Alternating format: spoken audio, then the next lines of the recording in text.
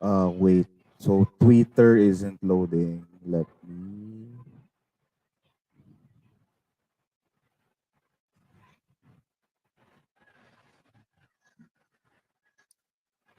Welcome to another episode of the Fantasy Basketball PH podcast. Enjoy the show.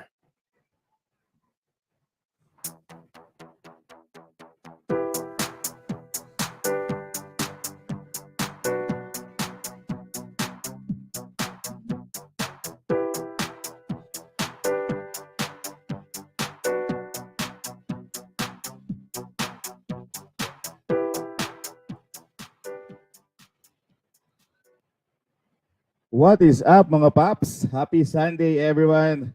Welcome to the Fantasy Basketball PH, your Filipino brand of fantasy basketball, and of course, this is your fantasy Papi Roy. OMG, I'm actually I'm losing words because I've been drafting for the whole day. So again, this is our weekly English episode. Um, of course, it's about to go down for our NBA season. So let's drop a couple more episodes. So specifically this one. So this one will be reviewing our 20 team Mount Rushmore head-to-head draft. This is a league wherein we had uh, invitational guests coming from everywhere. So it's kind of like Philippines versus the world type of format. So we'll break it down. If you notice, the Facebook page that I kind of like shared earlier, as well as my tweets. We'll talk about the picks. We'll talk about we'll analyze some spots there, and then we will be joined by our very good friend D-Mac. What's up, bro? Roy, how are you, mate? How's things? Uh, well, I want to sleep. That's the first thing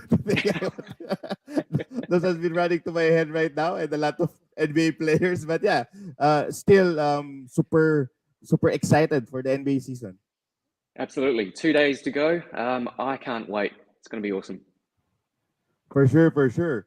So, bro, this is your first time and first year to join our Mount Rushmore League.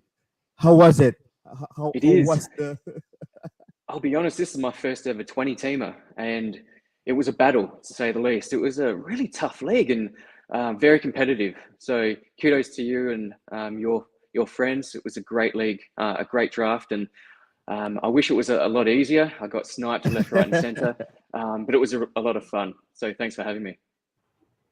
Yeah, for sure. We kind of like sniping each other earlier, and then we started off like making fun of each other, and then after a couple of rounds, everyone's getting quieter and quieter. Because every player that we won are getting sniped, so it was a fun league. That's Okay, right. bro. Before we move forward, what were your plans prior to the draft? Do you have any strategies, or how were you planning to really draft your guys? Well, I knew that I had picked two. So I think it was pretty obvious that I'd take Giannis. I think that's the consensus number two pick in any league. So I think I was going in knowing that I'd be punting free throws. Tough one because I know that Luca owners would also be doing the same sort of thing. So it's a tough situation when you are in deeper leagues. You actually do. It's probably more important to actually punt and build a really nice strategy that way. But yeah, but as I was saying, getting sniped left, right, and center because the further down in the picks, more people were taking those guys that were prone to punting free throws as well. So even more of my guys, my target guys, were being taken. But that's okay. We went through and we got through the draft, and we'll discuss it further. Yeah, for sure. I didn't have Luca, but I actually I decided to also punt free throws. Actually, I punt everything that I can punt because I'm the last pick. I kind of like punted like percentages basically, but yeah, let's talk about it now. So let me just show our screen. So mga paps, this is our draft. Let me just show here so you can see. There you go. So let's talk about it. Picks per round. I'll start up with the first 10 picks. Looking at it, pretty basic. You have Jokic, Giannis, Luka. Oh, by the way, let's give a shout out first to our participants. We have here JC Jaso picking number one. He's the owner and the creator of the Yahoo Fantasy League Finder in Facebook, the biggest. If you're from states, especially, but even internationally, if you want to join leagues, he actually kind of like creates around 100 plus leagues per year, managing them. So JC Jaso for sure is someone that has a lot of experience in his belt. You also have here, well, of course, yours truly, DMAC here, picking number two. We also have Teddy Mark. Teddy Mark is our previous champ, so he's the defending champ of Mount Rushmore. You have here, I think this is um, uh, Simon. Simon here, Spirit Yatoro, and then you have Stephen. Stephen is from Sports Ethos, KPTV, Chris Penus. We also have here Troy Yao. We have here AJ Ong. We have here who is this? But you have here Jojo Legaspi, you have Wes Gonzalez, we have here Kum Hoops by Allen, we have here Zach Hanshi from Roto World, Jonas Nader from Roto World, Mikhail Mateo, we have here Anton Duran, Patrick Laroco from Next Level Fantasy, Roto Kyle, Kyle McEwen from Basketball Monster, um, me, of course, and then we also have. I think I'm forgetting someone. But yeah, I remember it later because I'm kind of like thinking of a lot of things today. But shout out to those GMs. So hopefully next year it's going to be kind of like 50-50, wherein we have 50 Filipino GMs or sorry, 50% Filipino GMs, 50% international GMs. So it's kind of like head to head, 10 team versus 10 team. So that's going to be exciting. But nonetheless, this is still a very, very competitive league. Going back, let me check out the first 10. Pretty basic. Jokic, Giannis, Luka, Embiid, Durant. So let's talk about, before talking about number 6 pick, this is kind of like the ones that is, eye popping here. Um, any hesitation in picking Giannis, bro? is it like is it like super easy that, hey, number 2, I'm picking Giannis? Wasn't that easy. I actually considered taking Embiid at number two just for a more flexible, balanced approach. But knowing that it is a deeper league, I thought it's best to punt and then search for those stats that I need later on. But it wasn't definite, but we went that way anyway. Yeah, for sure. And then I mean, you can't go wrong with Giannis. It kind of like, aside from that logic of really punting in deep leagues, I also do that, and we suggest for you guys to do that. But also having a PF center that really scores in chunks is, very special. Plus, he has out of position assist, which is also a categorical scarcity. So, and blocks as well. So it's almost you're actually in line in winning when you have Giannis Antetokounmpo. So again, you have Luka Doncic, you have Joel Embiid, Kevin Durant, and then Tyrese Halliburton. So actually, we've been talking about this with me and my friends here. Initially, he was about to draft James Harden, but I don't know. Shout out to Zach Hanchu. Possibly, he don't want you to get your Tyrese Halliburton. But what are your thoughts in picking Tyrese Halliburton this early? I think it removes all his value. I love Tyrese. I've got him in a keeper league, my home keeper league. Last year I was able to draft him in the 60s, but I think 6 is too early. You remove all that value, plus the potential, and I know we don't really like to discuss it, but the potential of shutdown later in the season. I think there are better players at pick 6. It's ballsy. I don't dislike it, but I think he probably could have gone for a more established player at pick 6. Yeah, so initially it was James Harden, but possibly because James Harden is kind of like getting boring in some sense because he has been number one for quite some time. So if you've been drafting or owning James Harden, I could also understand the excitement of owning someone like Tyrese Halliburton. Aside from really analyzing the values here, for me it's also important that you kind of like get your guys, because again you'll be holding them for one full season, and in a deep league like this, if that's your personality, wherein you're happy to own someone like Tyrese Halliburton, for me, I don't see anything wrong with it. But I also do understand that, of course, winning comes with a price, and then you have to really, strategize your approach here. So same thoughts on Tyrese Halliburton. I'm fine with it. Zach Hanshuk, I actually picked him second in one of his leagues. I have also friends picking him third. I think it's high, but I think it's fun. So I'm fine with it. Next pick, Kyrie Irving, another surprise pick here. What do you say about Kyrie Irving being picked as high as seven? Have you ever saw or heard of uh, other leagues picking him within the top 10? Because this is Tyrese Halliburton, I've heard, but Kyrie Irving this early. What are your thoughts, bro? Again, too early. I think there's a lot of risk with Kyrie. I think I put up a stat that over his career, he's missed 27% of games, whether that's through injury or anything else. That excludes the COVID vaccine issues from last season. I think seven is too early, but we know his per game upside. What was he ranked? Fifth last season. Obviously, with totals, he was way down, I think, in the 160s, but fifth per game. Again, it's a really ballsy move. It could pay off, but for me, I think I don't want to take that risk in the first round, particularly in a 20 teamer. Agree. And then on top of that, at least if you're looking at it on a per game basis, top five fantasy player, 100%. Um, People are torn with Kyrie. Some are actually liking his case this season. The contract here storyline, the bounce back here storyline. I get it, but yeah, uh, generally for me it's really early just because of the available players that you can actually draft, which leads us to possibly a very very solid slide here. We have here James Harden picked at 8, so I think that's value there. Usually, I think this is a player that people are torn as well.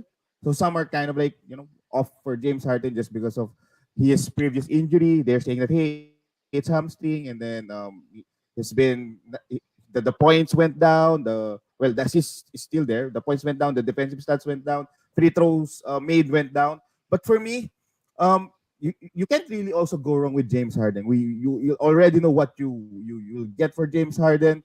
Um, I'm not concerned with his injury in his career. I haven't really remembered any hard injury that he had in back in Houston and even in his Brooklyn days. So I'm actually super happy with James Harden. Josh Lloyd is picking him third in some of his leagues in a very competitive league.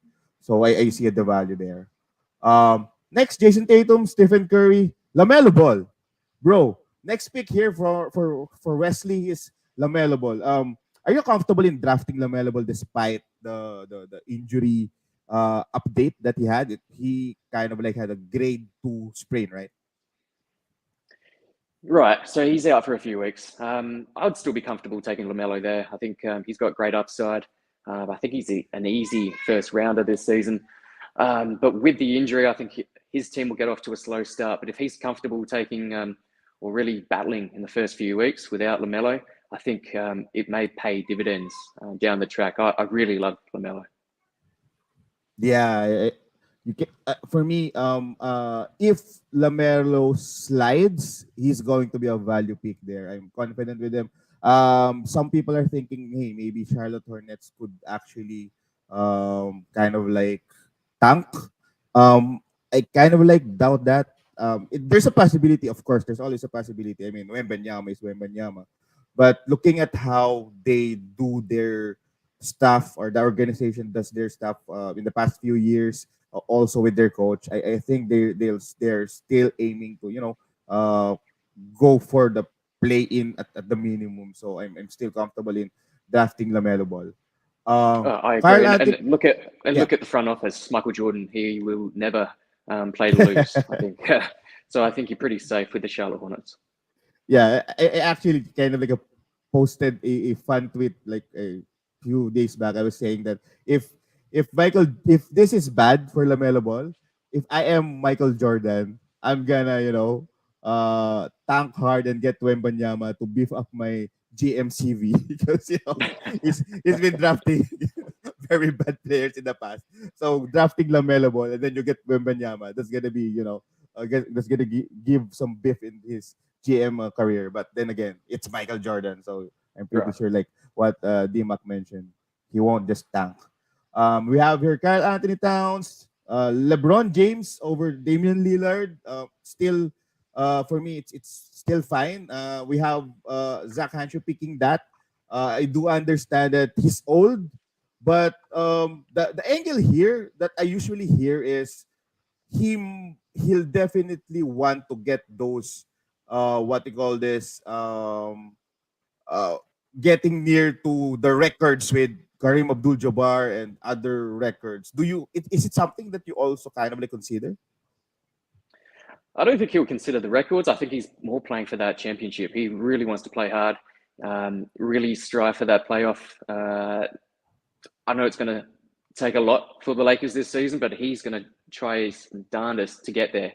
So I think he's going to play a lot of games this season. I like that pick 13. I know Dame came after, Trae Young came after. I really like the pick at 13 for LeBron James. Agree. A good thing about LeBron James is you're getting a scorer, but also kind of like an additional guard stats by getting LeBron James, which is actually two of the categorical scarcity in early rounds, points and assists. So speaking of assists, then you have here Trey Young and the DeJounte Murray. Do you think there's a good chance wherein DeJounte Murray finishes the season with a higher ranking over Trey Young? I don't think so. I think Trey's still the alpha on that team. Trey, yeah, he's going to play more off the ball. So assists for both players will come down, but I still see Trey being a higher ranked player than DeJounte Murray. There you go.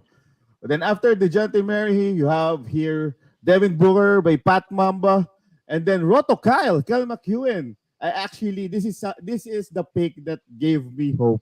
So he actually chose Bam Adebayo. So at pick 18, Bam Adebayo. What can you say, bro? It's probably earlier than what he's going in most leagues, but apparently he's been shooting a lot more 3-pointers, and I've seen the video.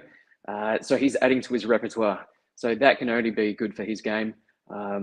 We know that he's a very skilled player.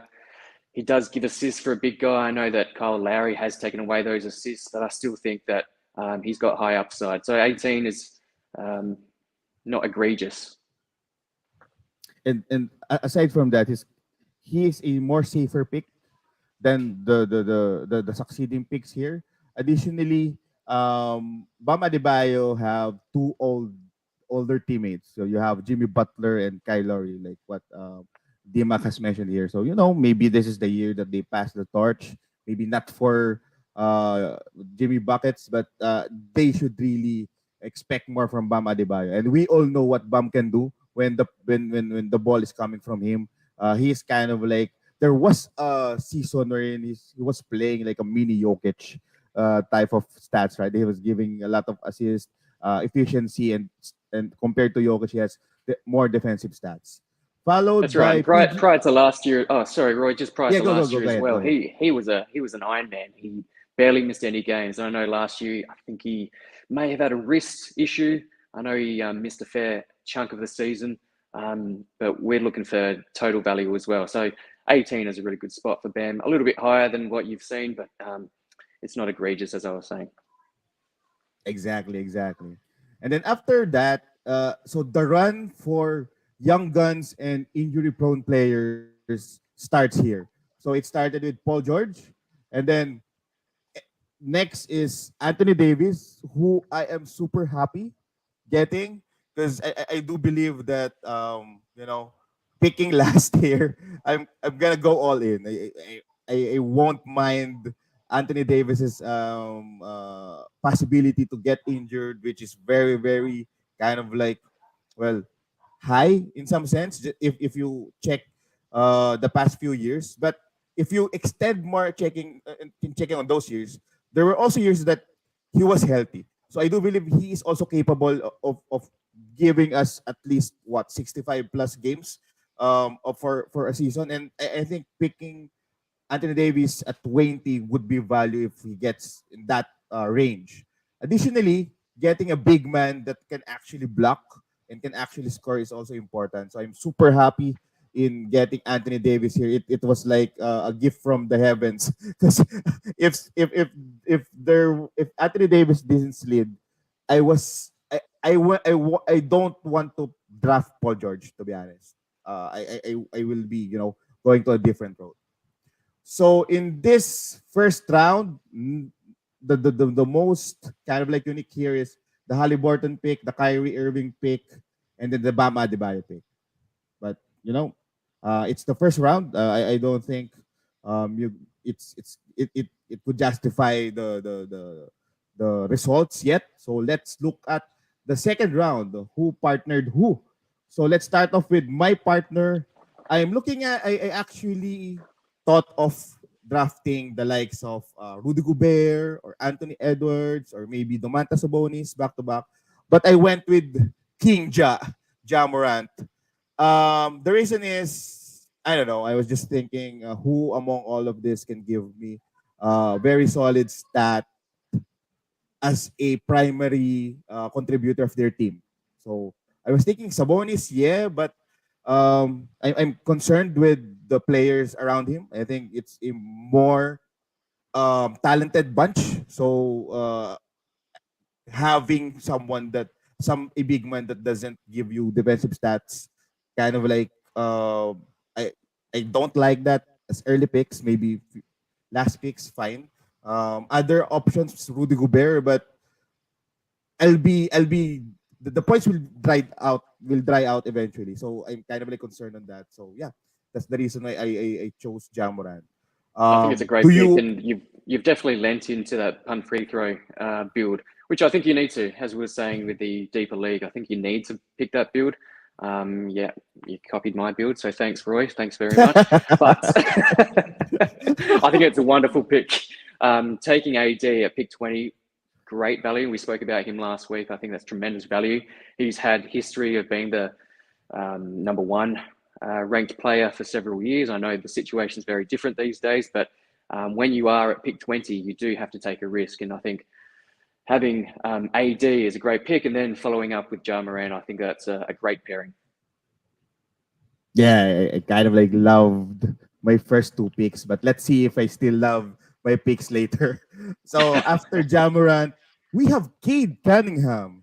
Cade Cunningham, a lot of fantasy analysts aren't like super high on Cade Cunningham just because of that jump. So initially, the last year he ended what around that 60 value range. I'm not pretty sure the specifics, but around that range. So jumping from that value to top 20 is kind of like possibly hard, especially playing as a guard facilitator that doesn't have a lot of decent players. So that efficiency is gonna be challenge. But Kid Cunningham, bro, given that this is a deep league and then the categorical scarcity, would you also consider drafting Cade Cunningham as this early? I would. I think he's really exciting. Last year, he actually finished 91st, so really low. I think turnovers were really high for him. Started the season extremely slowly, ended with a bang. But I think we saw it with Luca as well. After his first year and he went into his sophomore year, I think there was that big jump. And I think a lot of people are expecting something similar with Cade Cunningham. He is the man now. Jeremy Grant's left the team. He's got a good support crew around him, really young team. Got shooters around him as well. So I think that opens up the floor. He can work his magic. So it is a lot higher than I've seen him. But again, I don't dislike that pick. You have to be bold in these deeper leagues.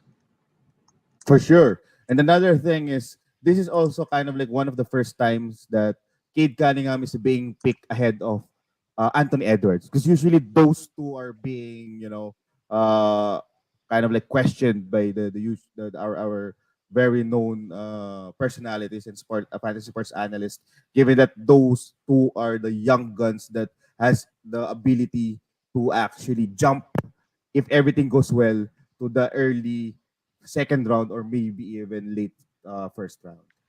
I Following think Cade Cade has Cunningham, the pedigree. Just going back to Cade, I think he's got the pedigree as well. Number one draft pick last year. He doesn't have any obvious holes in his game. So I think he has a higher ceiling than Ant. But I think, yeah, you have seen Ant go a lot higher in drafts. But I am happy. I would be taking Cade higher than Ant personally. yeah. But I think there's still room to improve too. I've been watching Cade because I have a lot of Cades as well because I'm super high on him. There were instances where it's kind of like I was kind of like shouting to the screen that hey, just shoot it or just go to the basket. There were several situations wherein he kind of like hesitates, but he's still young. He's still young, still learning. But again, he's really up to for a big season this year. Next is Absolutely. Darius Garland, followed by Rudy Gobert. Anthony Edwards finally getting drafted here. And then these two, I want to talk about these two picks here. These are the two second rounders that usually people are not super excited to draft, possibly because it's like for example Pascal Siakam, some prefer him in compared to head to head. And then Domantas Sabonis, like what I mentioned earlier, I do understand the out of position assist and then big rebounds and scoring, but he doesn't offer any defensive stats aside from that. So what can you say about these two picks here? Pascal Siakam, I think he's a solid player. But that's on a lot of minutes at Toronto. So I can only see his ranking actually go down along with Freddie Van Vliet and some of the other Toronto players. I'm just looking at their pairing. Hey, group. So he's paired that with Trae Young. So a little bit complimentary. It is still too high. It is high for me. But look, he's obviously got a game plan in mind. Pascal Siakam is still a great player, but for me, it's a little bit high. Now, Domantas Sabonis, Jonas has gone Domantas, pairing that with Damian Dame Lillard. Lillard. Interesting pairing. I think it maybe evens out in terms of free throws, and you do get the elite assists from a big man as well. Steals are going to be a struggle, and then there's absolutely no blocks between those two as well. So it'll be interesting to see, and I haven't checked out Jonas's team, but it will be interesting to see the rest of his team. Yeah, shout out to Jonas Nader. We actually had a chat earlier, and he was telling me his guys are getting sniped left and right. So I'm super excited to check the final outcome because I haven't really checked all of our teams. Next up, Zion Williamson by Zach Hanshu. This is gonna be one of the, at least for this round, one of the kind of like surprise. Generally for me, not super surprised on what we expect for Zion, but are you comfortable in drafting Zion in this area? Yes, I was hoping to grab him in the second round as well, but that was several picks before mine. And looking at his pairing, he's paired with LeBron James. So again, leaning into a punt free throw build, very strong punt free throw build now with Zion. But I think you get those elite points, great field goal percentage. Going to struggle again with defensive stats unless Zion brings it this season, which we haven't seen. We've seen it at college level, but we haven't seen it in the NBA yet. So there is room to improve, but I think that Zion's in for a huge year this season. Agree, and then he's kind of like also playing that point forward ish role. Him and Brandon Ingram is kind of like taking turns there. That possibly that's the reason why they haven't really got a legit point guard in their team. It kind of like complements what type of an off guard CJ Mack is, having those point forward. So maybe we expect additional dimes from Zion. So it's going to definitely help out his value. But the biggest question here is his health. But I've drafted Zion in several of my leagues this year, so super excited. This is kind of like a segue question to you, Dmap. I'm the type of a GM who actually loves getting or drafting players that I'm excited to watch. Are you also that type of a GM? Absolutely. When I would sit down and watch hoops, I really want to enjoy not just winning my fantasy league or fantasy week matchup, but I want to enjoy relaxing and watching my favorite players play. So I think it's really important, but we also play to win. So it's not always best to pick your favorites. But in this case, I think it's still a solid pick. So it's exciting to watch. It's a fun team. It's he's a fun player, and I think he's going to go and dominate this season. Oh yeah, I hope that I hope for that to happen in a lot of Zion stocks. So this is followed by Fred Van Vliet, Jimmy Butler, and Kawhi Leonard getting picked back to back. I think value is here, especially in deep leagues. But I was surprised because looking at it, Anthony Davis kind of like was frowned upon in the first round, but they are more comfortable in getting Jimmy Butler and Kawhi. I guess this is where value comes in. I was just surprised that these two were picked ahead of Bradley Beal because I was actually more comfortable in drafting Bradley Beal over those two. But on a per game basis, especially Kawhi, I mean, these are value picks here. How about Absolutely. you, bro? Are you do you like these two picks here? I love the Kawhi pick. I think it's a really solid pick, and he's actually partnered with Steph Curry. So really great pairing there. Very efficient. Yes, Kawhi is going to sit, and we spoke about Kawhi last week. But his per game upside is tremendous. So I think it's a really solid pick, which is pick 11 of the second round in a 20 team. So yeah, great pick. There you go. Then we have here Bradley Beal, followed by Scary Terry. Scary Terry. Um, for me, I still like this pick just because of well, some of the people are actually undervaluing Terry Rozier, but for me, I like his potential, especially his situation right now without Miles Bridges, with at least a couple of weeks, possibly at least 1 week without Lamelo Ball. So he's gonna get chunk of stats and usage in Charlotte Hornets. This is AJ Ong, and he actually partnered Terry Rozier with James Harden. What about that? That's a very, very strong tandem there. And then you have next Donovan Mitchell and DeMar DeRozan. I think these two are kind of like, well, specifically DeMar DeRozan is kind of like a safe pick here.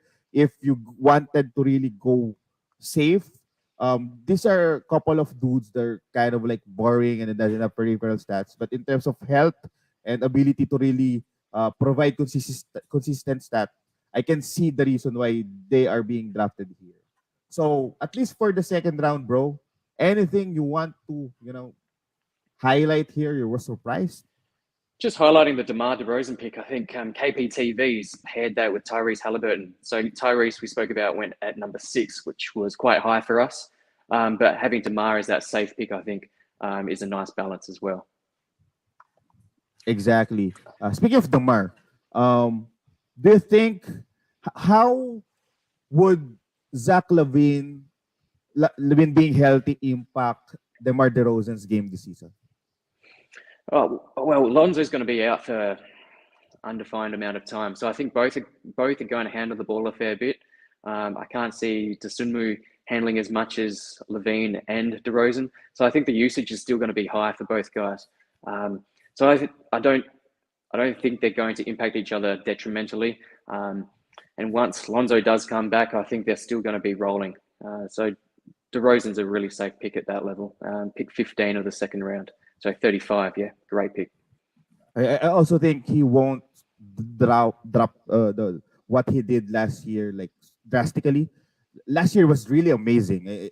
I can't really see a situation wherein he replicates that, but I just don't think it will fall to like super far.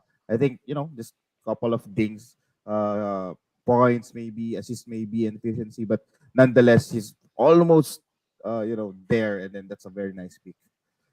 Round three, it started off with so the last pick was Zach Levine, so paired with Jokic there, then followed by Evan Mobley. So Evan Mobley, bro, with the arrival of Donovan Mitchell, and then given that his value was actually kind of like pumped because of the usage that he's getting last year, the minutes he's getting last year, we already saw that when Jared Allen was actually kind of like healthy, the blocks kind of like went down. So are you still confident that even Mobley has another gear wherein he kind of like either replicates the season he had, or at least jump more, maybe on efficiency basis? Yeah, I don't think his game is predicated on high usage. I think there's actually potential that his blocks will go up. I guess people are talking about Donovan Mitchell and Garland actually being turnstile. So maybe guys are going to the hoop, and he and Jared Allen can actually increase their block rate. So there's potential there, and he's coming into his second year, I think. So yeah, I think the sky's the limit. He's going pretty high in drafts. It has settled down in the last fortnight, and I know that he did have a minor injury as well. Again, I don't dislike that. There's huge potential for Evan Mobley. Yeah, and then in this recent Yahoo update, initially on this area, it's Jarrett Allen. After the new update, it kind of like switch position, and then you can see that Allen actually slid. But a few weeks back, it's Jarrett Allen in this area.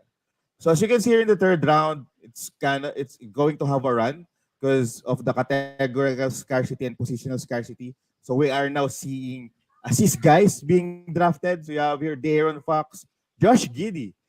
Josh Giddey, do you think this is a good spot here? Because I haven't really I haven't drafted Josh Giddey like even in last season. Well, I had him one, but it's kind of like a flyer last season because he's just a rookie. But with this amazing performance, and then with SGA not being available at least in the first couple of weeks, Josh Giddey in this area getting assists. Do you like this one? I think it's a bit high. There's been a lot of hype around his improved jump shot, around his shooting. I think he's going to start the year really, really strong, particularly if SGA is out. But I've never been able to draft him because he has gone quite high in drafts. I haven't had the pleasure of being able to draft him. I was able to pick him up last season actually off the waiver wire, which turned out to be quite good. But this season, I haven't been able to draft. Agree. And then also there's always that some hesitation for us to trust the OKC team. So, until when will Josh Giddey play? So that's one of the concerns as well. But then again, you can see here there's getting assists is going to be scarce. So let's see what our defending champion is going to build for his team. So followed by a lot of bigs here. You have DeAndre Ayton, Miles Turner, Jarrett Allen, and then we have Jabari Smith. So this is kind of like the biggest surprise in the whole draft. Possibly because I know Troy maybe he haven't been really checking out the rankings or whatnot. I will ask him personally and the logic of this one, but this is quite super high, right? I think that's his ceiling. Yeah, there's no value there. I love Jabari Smith. I have him in a couple of leagues actually. But I think there is top 50 potential. This is pick 47. So you're getting him at his ceiling, absolute ceiling. And unless he really loves the guy and he wants to follow him throughout his career, I think that's far too high. Yeah. So it's going to be interesting because he kind of like reached for Kyrie Irving, and then now he actually reached for Jabari. So I'm looking forward to see his final roster. So after Jabari Smith, Kristaps Porzingis, solid pick here. Tyrese Maxey next, and then the kind of like person we're kind of like talking earlier, Shai Gilgeous-Alexander. So in the recent update, he was almost healthy to really play. Maybe after, maybe even off the bat, first week of the start of the season. So in this area, because the reason why Shea is being kind of like ridiculed in some for some level, because people are actually drafting him super high. So drafting him in 20 team in this point, is it, do you are you comfortable or are you confident to draft someone like SGA? I would be comfortable drafting him at this point if I had safer picks. Now, looking at his previous pick, he picked Kawhi Leonard. So I think that's going to be riddled with rest days as well. So that's a tough spot to have SGA in the third and then Kawhi in the second round. Steph Curry, he's also got in the first round. I think that's pretty stable. But Kawhi and SGA, fraught with danger, but high risk, possibly high reward. Exactly, exactly. What if SGA surprises us and play the whole season? So this is Right. going to be a very solid value. Yep. At a pick After 50, I think we all know 50. He's worth more than 50. I think it's just the issues with injury and obviously the tanking for Wemby. For sure, for sure.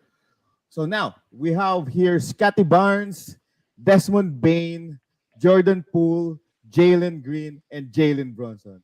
This chunk of players are youngsters. And then out of these youngsters, who do you like most? Can I pick two? I like Jalen Green. I don't know if you saw his game yesterday. Was it yesterday? Yeah, Outstanding, 30 plus points. I think he looked 33. Yeah. tremendous, absolute dynamite. I think he's going to be a great player this season. That Jordan Poole pick for me, I don't think he's going to have enough minutes when Clay and Steph are on the court together. I love his dynasty value, but in terms of his season long value for redraft leagues, I think what is that pick 53? That's too high for me. Um, unless there is an injury to Clay or to Steph. Jalen Green, I love, and Jalen Brunson, I think he's going to be great for the New York Knicks this season. And particularly when we talked about assists being scarce, I think you've got to go for Jalen Brunson in this area.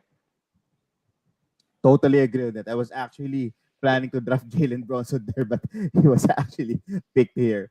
Followed by Jalen Bronson, of course, a lot of bigs were gone. And then now comes the Titan, Alfred Şengün. So I do believe that, in general, he's a very good player. Upside is there. But, well, at least all of the majority of the bigger studs were gone. So I do understand of getting Alfred Sengun, especially in deep leagues. But are you kind of like hesitant? Is there any hesitation with you with Alfred Sengun given his ability to generate a lot of fouls, possibly kind of like being limited in terms of scoring? Do you have any hesitation for Alfred Sengun? I do. Coming into the season, I was extremely excited about Şengün. He played great at Eurobasket. He displayed his upside there, but there are a lot of guns now at the Houston Rockets. Jalen Green being one of them, Jabari Smith as well. So in terms of usage, I think he may struggle. And yes, you raise a good point, Roy, in terms of his ability to stay on the court. Um, I know in his rookie year, he committed a lot of fouls in limited minutes as well. So he should be able to control that. But there is that risk that he may sit for a lot of the game as well, or for large proportions of the game, which will cap his upside. I agree. And then again, I understand that this is a deep league because usually in standards, I'm comfortable drafting Alfred Sengun if I already have a main center. So that's the Mm. time like, hey, I'm kind of like confident. But if he's my primary center, I you know I'm just I love Alfred Sengun. I'm probably one of the biggest fan of Alfred Sengun, but I kind of like question like what you mentioned, ability to being staying on the floor by not committing fouls. Plus, when we saw how he played against big guys, given that there are decent backup players, that minutes could be dinged maybe if he won't bulk up and improve his defensive ability. But then again, upside 100%, it's totally there. So in reverse, so if Alfred Sengun is the upside pick here, Jonas Valanciunas is kind of like trending down in terms of how we perceive him. People are thinking, hey, Jonas Valanciunas won't be able to actually provide value because Zion is there, then Brandon Ingram is there. He won't do those splash mountain snipes like he did last year. What are your thoughts with Jonas Valanciunas, bro? I think it's a very safe pick. I know there's talk that his rebounds will be reduced with Zion there. They potentially at New Orleans will play a little bit of small ball center.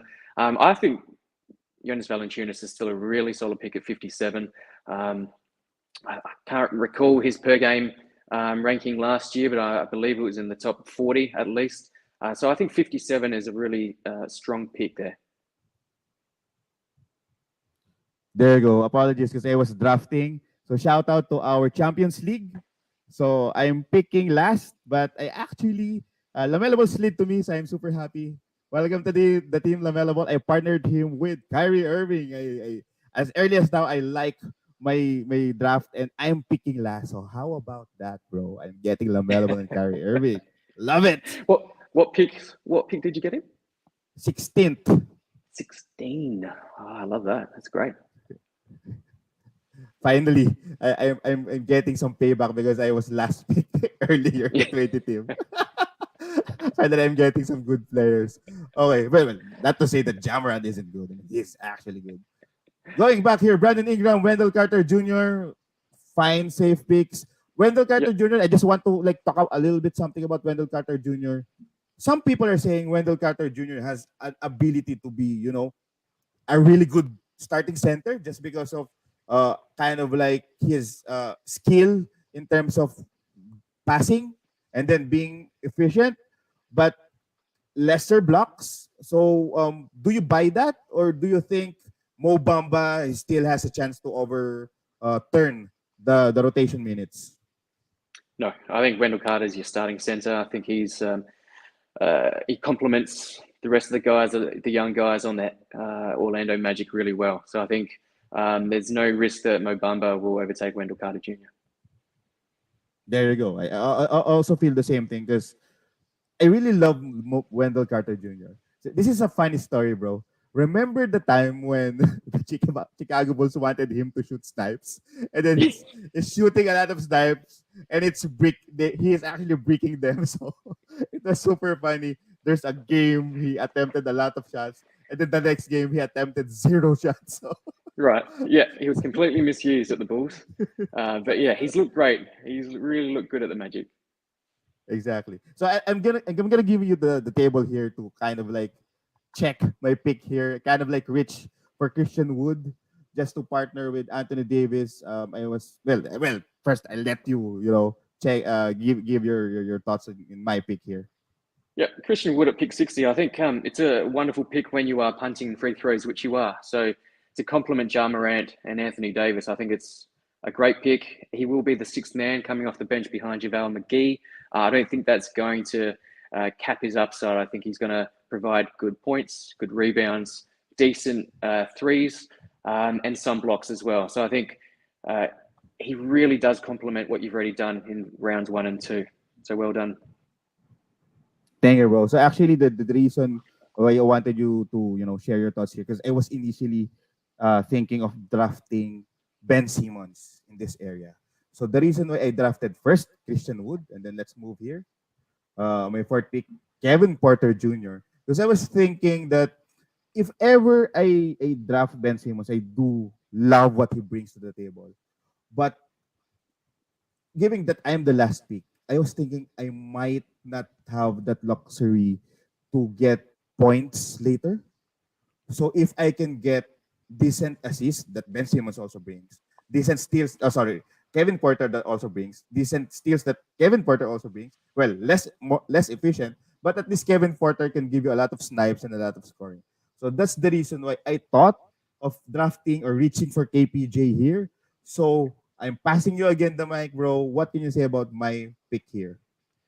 I really like that pick as well. We spoke about Houston being really exciting. I think KPJ just adds to that. So his partnership with Jalen Green is going to be super exciting.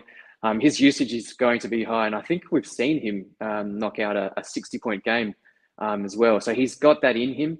I think, again, his free throws are horrid for a guard, but that doesn't concern you because you've already built up a really nice punt free throws build.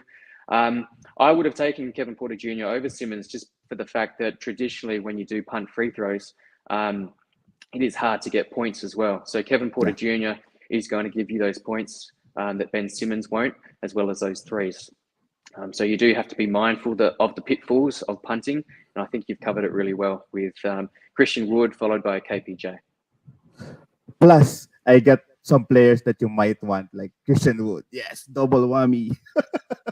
Right, right. Okay. Next pick, super value pick here, bro. I think value wise, this is one of the solid pick here. Chris Middleton. I mean, people hate Chris Middleton because he's always in the middle. No pun intended.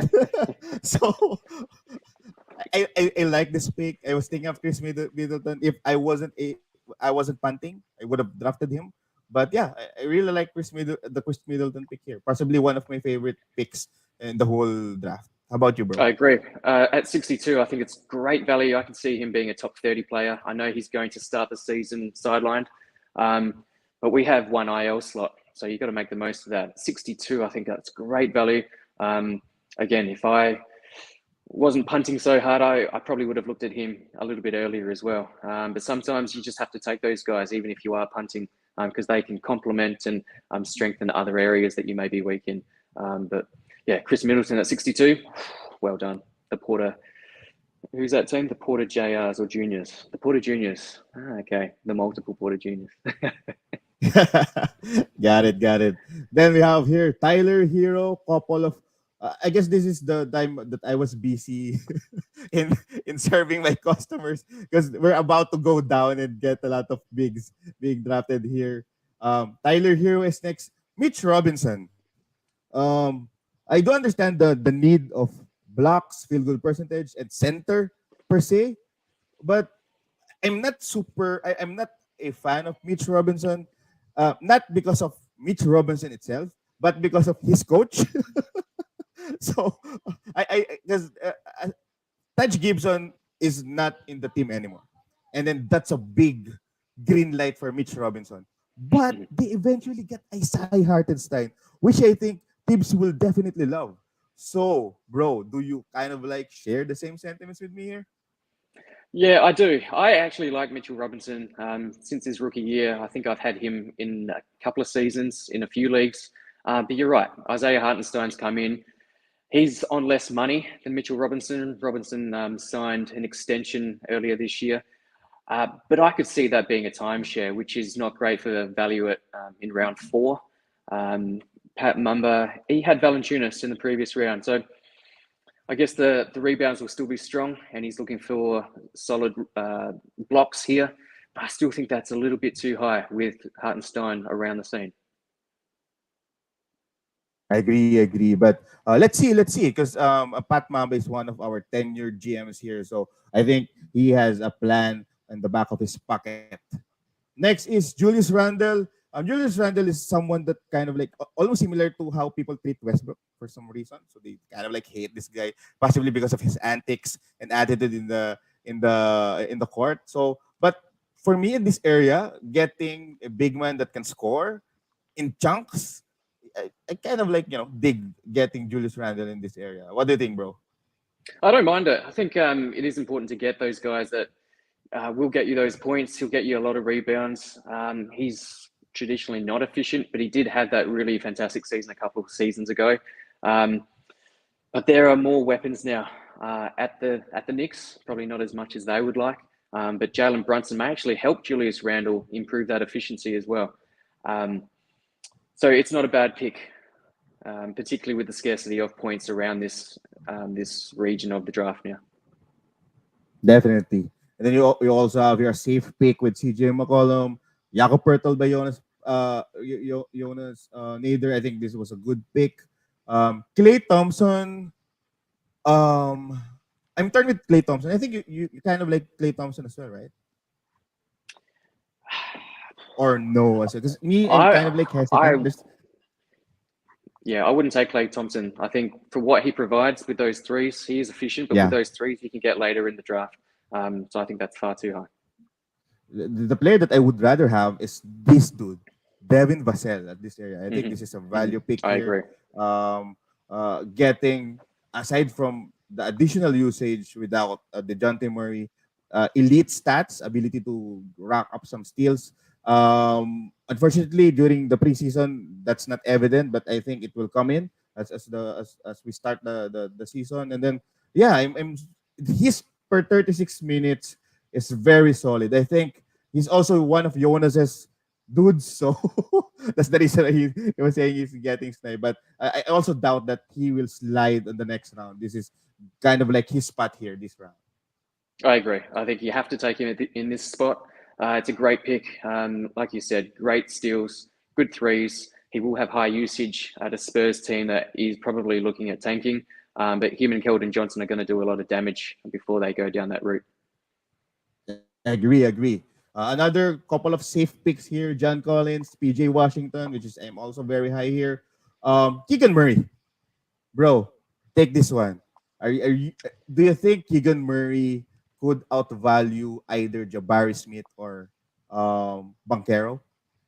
I think he'll outplay Banchero from a fantasy perspective. I think Banchero will be the rookie of the year. That's my prediction. But from a fantasy perspective, I think Keegan Murray and Jabari Smith are going to be quite similar in ranks. Um, and I know that Jabari Smith went, wow, did he go in the third round Third. from what I recall? Yeah. So I think if you're looking for something with the same sort of upside, Keegan Murray at the 12th pick of the fourth round. So what's that? 70 in the 70s. That's a really good pick. I like that one. Yeah, yeah. Just looking at my draft here. Sorry. So Oh Keegan yeah, Murray, absolutely. I also like Keegan Murray here. Upside pick for sure.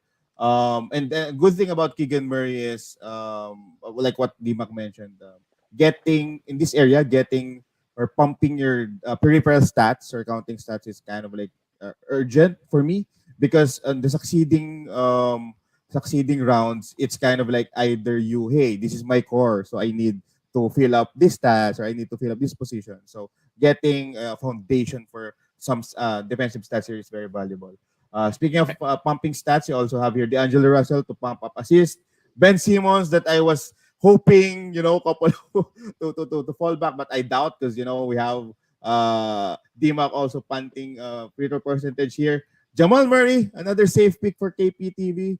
Partnered with Tyrese Halliburton and DeMar DeRozan. He's actually, I like those combination. But let's see if he can sustain that because that type of approach is kind of like hard to really consistently draft throughout the whole 13 rounds, right? Or 12 rounds. Right. And I think there's some really similar picks in this round. As you mentioned, I was actually eyeing off Ben Simmons. He didn't fall to me. And a few other punt free throw guys. I actually took Yusuf Nurkic with the 19th pick of that round. I was hoping to get OG. Yeah, I got sniped by Teddy. So thanks, one Teddy. Shout out to one you. pick away, bro. One pick away. I was actually wanting Keldon and OG, so both my guys went right before me. So that's fantastic. But yeah, I'm happy with Yusuf Nurkic. What are we looking at now? So pick 79, if I'm not wrong. So I'm happy with Yusuf Nurkic with a punt free throw build. I think he'll be very valuable. Again, he came in with some form from Eurobasket. He looked quite sharp. He's had a proper preseason, something that he's been lacking consistently over the last couple of seasons. I have high hopes, but again, we've been burnt in the last couple of seasons. But I think at that range of the draft, I'm extremely happy to pick him up. There you go. And then we end up with a very, very nice pick here. I love this pick. Franz Wagner, I think, is, to be honest, bro, I think he's still going to be the main man of Orlando. I do understand that Paolo Banchero could get his opportunities and the his playmaking ability, but I really like Franz Wagner. Are you on the same boat with me and with Franz Wagner? Absolutely, I love him. I've been trying to acquire him in a couple of leagues. Highly skilled, extremely big-bodied for a small forward playing next to Banchero. I think very skilled in terms of playmaking ability as well. So those guys as point forwards, it's going to be super exciting for the Magic. So at that pick, at that range, if you are looking at having a very balanced approach to your build, I think that's a wonderful pick. Agree. And then I kind of like dig his partnership with Markel Fultz before we end the season. If you check out their two-man game, oh man, people are actually contemplating, hey, why is it Cole Anthony? Why is it Markel Fultz being high, or the Orlando being high on Markel Fultz instead of Cole Anthony or instead of Jalen Suggs? I do understand this defensive capability, but man, if you check out how Markel Fultz and Franz Wagner and Wendell Carter Jr. play, you'll appreciate what kind of a solid playmaker Markel Fultz is. So I'm super excited when he gets healthy. Anyway, I think that 4 rounds gives us like the core of our teams, right? As a starter. So let's kind of like pump up the pace in the next round. So round 5. So I let you drive this one. Let's like just pick what your favorite draft drafts here in pick or round 5. Yeah, So we have Roy, here. my Yeah. favorite was my pick, obviously. I'm just joking, but I picked Clint Capella. So in round 5 of a 20 Yeah. man. So with the punt free throw build, I know that a Kongwu is going to take a lot of minutes off of Capella. Potentially will start over him later in the season. But having said that, getting him in round 5 of a 20 team league, I think is great value. So super excited about him dropping to me. And I'm not surprised that he did drop to me just because he is probably trending in the other direction compared to a Kongwu. And I was hoping to actually get a handcuff with a Kongwu, but again, he got sniped by someone else later in the draft. Just some other drafts, just other picks in this round. I like the pick of Al Horford. I think he's going to provide really solid stats while Robert Williams is sidelined. Interestingly, just before that pick, Jaren Jackson Jr., again, Yeah. utilizing the one IL slot. So again, I think it's a good pick and hopefully comes home like a steam train later in the season. Herb Jones, he's by Jonas as well. So he's looking for defensive stats, which is great. I think Herb Jones has some good upside. He may not have the usage, particularly with guys like Zion and CJ McCollum, even Jonas Valanciunas. I think Herb Jones will have that defensive capability. So not a bad pick there. And Isaiah Jackson, I think that's a great upside play. At pick 15 of this round, a really good pick, particularly with Miles Turner. Trade rumors still rife at the moment.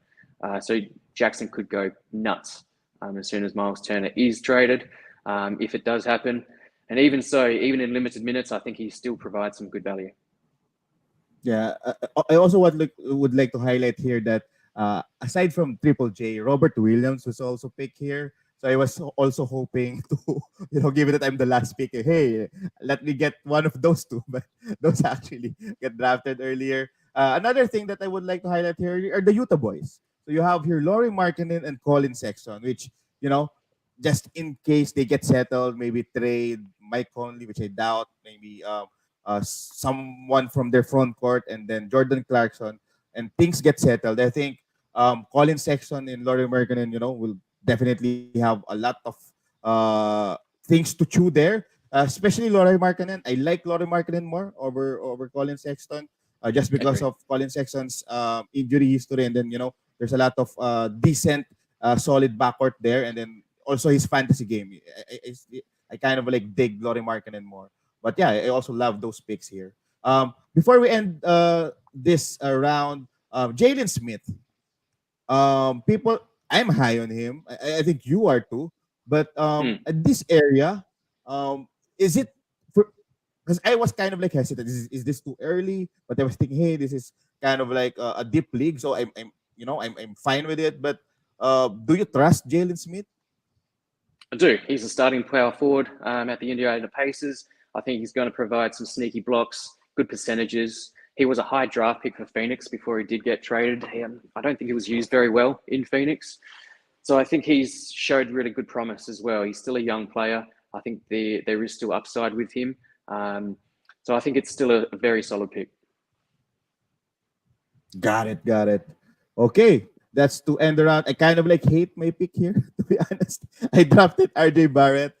Hate in some sense. Well, I think my team can actually swallow what he brings. I think he improves, but then again, I hated you for picking Clint Capella. So maybe because I hated you for that, I took RJ Barrett. No, that's fine. I, I was never taking RJ Barrett. yeah. Right. You know what I planned, bro? I was planning to draft back to back Clint Capella and Onyeka Okongwu in that area. I was going to, hype up the group and hey, I don't care who starts. At least I have both of them. But then again, you got Clint Capella. But yeah, Yeah, RJ yeah. Barrett, go RJ Barrett. I'm shitting myself here. Anyway, next round 6. But I love this one. My 6 man of the year. I really like Malcolm Brogdon this year. I don't know if I'm the only one, but I do understand he'll come off the bench. I do understand he won't get his 30 minutes. But bro, he's gonna be a assist machine this year. And do you agree with that? Or do you I agree with me on completely that? agree. I think, yeah, I do. I think he's shown at Indiana, even at the Bucks, he's shown a propensity of having really good fantasy numbers. So I think it's a wonderful pick as long as he stays healthy, and even if he doesn't, I think at this stage it's still a really solid pick. You look at the picks after him. There's no one I would have taken above that. So I think it's a really great pick. Malcolm Brogdon at pick, what is that, 101? That is pick 101. Love it. If I would have drafted someone just because you chose Clint Capella, I can't really get over that. I'm leaning on getting Claxton if I had a chance. Because I think he's kind of like, if you missed out on Capella, I'm kind of like comfortable on Claxton if I had a chance, but I don't have. Also, something interesting here is Trey Jones. So people are torn. Some people are high on him. Some people aren't. Do you think he can lock up what he did last season before the end of the season? Wherein he's almost giving us triple double ish without snipes. To be honest, Yeah. and that's his upside. But last year, who was this? Who was their Primo wasn't able to really play a lot more. But it's going to be different this season. Primo will get his touches. So aren't you afraid of Primo getting ahead of Trey Jones in terms of playing the starting guard? I think he's not a traditional point guard, Primo. I think Primo will get a lot of touches. He will come off the bench behind Trey Jones. I think Trey Jones will start as a point guard for the Spurs, and he'll get a great run. He's shown flashes, and like you said, there's flashes of double doubles, potentially even triple doubles. So I really like him. And at pick 102, I've seen him go in the 80s in other drafts. So I think 102, great pick. Porter Juniors again. There you go. Who else do you like here? So you have your Andrew Wiggins, Buddy Hield, Nick Claxton, I mentioned earlier, Jaden McDaniels. This is one of Jonas's guys, so props to Jonas for getting him here. Mo Bamba, this is the run, right? So you have here Okongwu was picked, James Wiseman was picked. Let's talk about Brandon Clark, bro. So Santi Aldama has been kind of like darling of the crowd in the past weeks. But for me, to be honest, I still like Brandon Clark. This is my take on it. I think Brandon Clark is a worker. So I was like kind of like preaching in one of my past episodes wherein um, there were several instances wherein Brandon Clark is being buried in the rotation minutes, but because of his hard work of like really defending, getting those rebounds, and the energy he brings, he kind of like pushes the coaching staff to really give him minutes. But then again, Aldama's ability to shoot away from the basket, almost similar to how Triple J does his role, is quite very interesting in terms of what he brings to the table. So, bro, is this a 50-50 timeshare for Brandon Clark and Santi and Aldama while Triple J is, on the shelf? It's looking that way, but the positive thing about Brandon Clark is he will back up Steven Adams. And I'm not sure of the update on Steven Adams. I believe he had a slight injury the other day. But Brandon Clark will play at the 5 as well as the 4. And like you said, Santi Aldama is the light version of JJJ, the poor man's JJJ. So I think he provides that floor spacing, which is important when you have guys like Ja trying to attack the rim. So I think Santi will start. He'll probably play around 25, 26 minutes. And then Clark will play the remainder at power forward with some minutes at the 5 as well behind Steven Adams. So I still think that Brandon Clark in this vicinity is still a very solid pick. Yeah, and then to be honest, if you're drafting Brandon Clark, I would kind of like treat him like as a big man, like a center, instead of treating him as like a SF or PF, because he brings very high potential rebounds and blocks. Yep. Okay, let's start round 7. Oh, by the way, you actually chose Spencer Dinwiddie here. In previous seasons, I stay away from Spencer Dinwiddie just because of he's kind of like linear for me on what he brings. But now it's a different thing. Jalen Brunson is gone. I don't see any other solid backcourt playing with Luka Doncic. So is that the thinking behind on why you drafted Spencer Dinwiddie here? Well, I'll tell you the thinking. I wasn't thinking. I hated that pick. That was the mistake that I made. At the time, I was getting my kids ready. We were heading off to the zoo for the day. But having said that, I did spot Spencer Dinwiddie on the list. I needed some more assists. I needed some more points. He does hurt you with percentages, but I think I was able to somewhat lock down field goal with Capella. Thank you very much, Roy. I got him in the previous round. So I did think that with a bit of an increased role at Dallas, no Jalen Brunson, working off of Luka Doncic, I didn't hate the pick. But in hindsight, I actually made two mistakes, two in a row, because I picked DeAnthony Melton 4 picks later.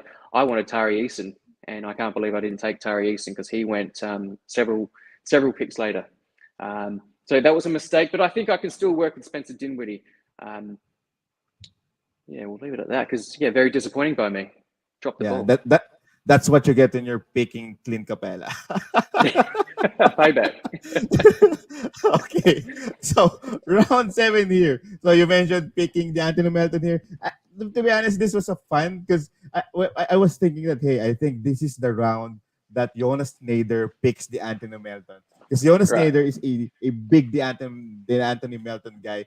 That's his dude. He was preaching that, hey, the Anthony Melton is actually providing solid value back in Memphis. Now he has a better scenario, not necessarily more like big minutes, like 30 minutes, but at least better over Memphis. So that's he's actually super high with the Anthony Melton. The Anthony Melton kind of like played a playmaker role in one of the preseason games. So that's going to be exciting for you.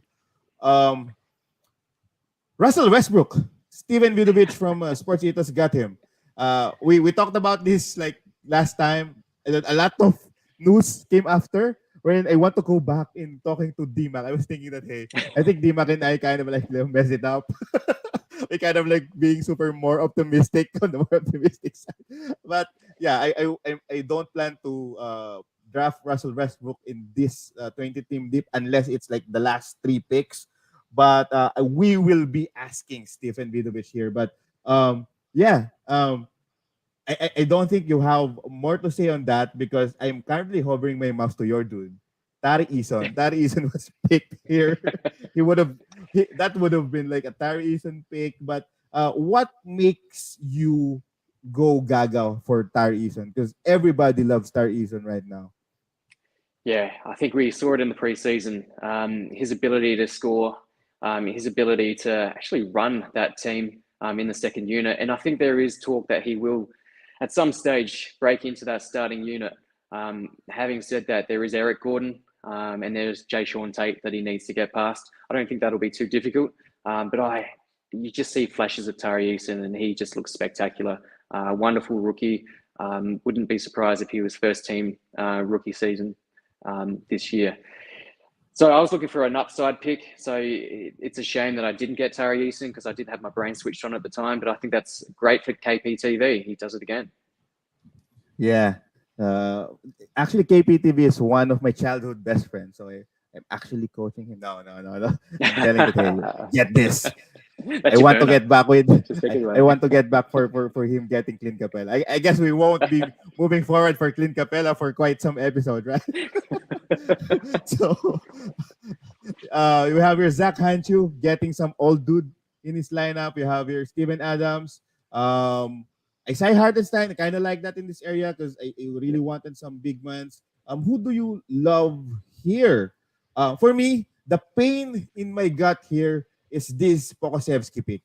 I'm a Pokusevski dude. Last time I told you that how I like him, and it's kind of like what 3 picks before my turn. So this is kind of like stepping on a Lego when I saw this pick because I what he brings, not only his like whole game and his upside, but what he brings positionally and stat wise. That's what my team needed in this area. So yeah, kind of like yeah, hey, you're actually getting big mans. Let me get the tsunami puppy, Kelly Oubre. Um, I mean, I think I had the best team name here. It ain't gay if it's Kelly Oubre. So I have a I have a mascot here with Kelly Oubre, but I'm just like getting the upside that hey, what if he blows up without Miles Bridges? I'm trying, aside from getting the counting stats, well, specifically for 3 points, I think I wanted to back up my 3 point shooting. And then I do believe Kelly Oubre is someone that can really help me out. There was a game last season wherein he just hit 3 points in a ball game. So, in head to head, why not go in? But I just hate that it's under Steve Clifford's. Maybe he values Cody Martin more because of his defensive, ability. But yeah, I mean, you, I think Oubre will start really well. I think with Lamelo sidelined for a few weeks, I think Oubre is going to be quite a high usage player with Rozier as well. It's a good pick. We know what he's done in the past. I think he had one season at Phoenix where he was a top 50, top 60 player. So we know that he's got it in him. He just hasn't had the right situation at Golden State Warriors. It was a horrible fit alongside the Splash Brothers. But I think that at this range, I think it's still a really good pick, particularly at the start of the season. And who knows, you may be able to package him up for a sweet deal. Not for Capella, but maybe for someone else. Oh my, we are going to have a lot of Capella back and forth in the upcoming episodes for sure. So I actually, partnered him with another shooter here, Chris Duarte. But it's it for me. It was a decent pick, I think, in this area. I kind of like. I was contemplating getting Benedict Mathurin, to be honest, because I really like Benedict Mathurin's upside. But aside from that, um, Santi Aldama was picked here, and then By who? Oh, by me. He's my oh, man. oh, oh. So that's two guys now. So you have Clint Capella and Santi Aldama in your bid. So, you know. uh, anyway, that's how good DMAC here. You give props when credit is due. So yeah, I really like this pick. I think out of this pick, well, Walker Kessler, but again, like what I mentioned before, I really believe that um something needs to be established first. I think Utah will kind of like do a lot of things in until the trade deadline before players like Walker Kessler like go nuts in getting those blocks. But again, it's what 100 plus picks, upside pick. I still love that Walker Kessler pick. Round nine. Me too. Uh, you have your guy here. You mentioned this in our last episode, Grant Williams, and I then did. I did. in our GC, I actually chatted, hey, he got his dude. So you were pitching that Grant Williams is going to have a possibly a top 75 year. Can you remind us on what is the basis of that, given that the Boston Celtics just didn't extended the contract for Grant Williams? Yeah, it's not a great sign for his future at the Celtics, but I think in the meantime, it's not impacting me. But in terms of his fantasy production, I do think he's going to be a top 100. I won't say 75, but definitely a top 100 player. Great efficiency. He's a solid 3 point shooter. He complements what the rest of the Celtics do. We've seen him be a solid role player. I think he can actually get more minutes this season. Preseason hasn't been great for him. He hasn't played huge minutes, but I don't think, again, his game's not predicated on huge minutes and huge usage. So I'm going for a solid efficiency, solid threes, and I just think that gets him in the top 100 for me. Agree. To be honest, I kind of like Grant Williams as well, but I'm pretty sure it won't fall to me. Another player that I like here is Caleb Martin. There were like rumors that maybe Omar Yurtseven starts at center, and then um, uh, what do you call this? Bama Adebayo plays at four. When I kind of like watch their games, the reason why Omar Yurtseven kind of I'm still not buying that angle, though it's really possible because when they're playing on a faster pace, people are passing by Omar Yurtseven. I think that's the thing that will kind of like stop them. He isn't like agile as much as how Bam Adebayo rotates in the center position. So that's maybe the work that they need to do. So if that's the case, Caleb Martin playing that PJ Tucker role, someone who can shoot, someone who can defend, is actually a very solid pick here if you wanted some wing stats, specifically the defensive on the defensive side of the defensive stats, basically. Who else? Jalen Duren. I like the Jalen Duren pick here as well. I was hoping to get him, but I would like to Another thing is Markel Fultz. Getting Markel Fultz here and putting him in IL, I think it's a good idea as well. But I would like to shout out the ones that I was like, trying to pray that Tyus Jones falls to me. The reason why is I Mm. want to handcuff him for Jamorant. We all know the reason why Jamorant isn't a first round player, not only because of his fantasy deficiency, wherein he doesn't get a lot of free throws, efficiency, lesser snipes, and then he's increasing his steals. But though aside from those angles, one thing is his ability to stay healthy. Hoping not to follow D Rose's path, but that's the reason why I wanted Tyus Jones here really, really bad. So I spoke a lot of words there, but what I'm trying to go to is I would like to ask you, what are your thoughts in handcuffing? When it's a deep league like this, I actually do like to handcuff. And I spoke about Onyeka Okongwu handcuffing Capella. I hate to bring up Capella again, but Tyus Jones handcuffing Ja Moran. We saw what Tyus Jones did last season. There was a couple of weeks where Ja was sidelined and Tyus went nuts. And in terms of assists to turnover ratio, I don't think there's many better than him. Probably no one better than Tyus Jones. So Monte extremely Morris, efficient player. possibly. Possibly Monty. So those Yeah. two are assist to turnover ratio is unbelievable. So I think it's a great handcuff, particularly at pick. What are we doing? End of the ninth round. So yeah, Yeah. in the 20 teamer, it's great. Even while Ja is healthy and we assume that he will be healthy all season, I still think it's a really good pick. And in the playoffs, back in the playoffs, there were lineups wherein him and Ja was playing. And Yeah. that's a team with the Anthony Melton still in the lineup. So imagine without the Anthony Melton. So yeah, I would like that pick as well. But this Yeah. one, I am not sure if I like this pick because you all got all of your bigs, but what can I say? I have Uncle Mason Plumley. I kind of still like his floor, but I like his lefty lefty shooting form in the free throws. But do you think it's a good idea in drafting Mason Plumley? Clifford loves him. He's going to be starting. He's got starters minutes. Nick Richards is probably backing him up, so he's still a young player. So Mason Plumlee is still going to get a lot of minutes. So in round 10 of a 20 teamer, I think a really good pick. And you did snipe me. I know that I wasn't picking for quite some time, but I was actually aiming for Mason Plumlee at this pick in a punt free throw build as well. So thanks, Ray. he, he, you won't need him in punting free throw because he kind of improve his stroke as he boasts his new stroke. So yeah, it was funny, super funny. Someone that I like here is possibly Treyman. So just in case it gets rough in OKC, he's someone that can really score in bunches.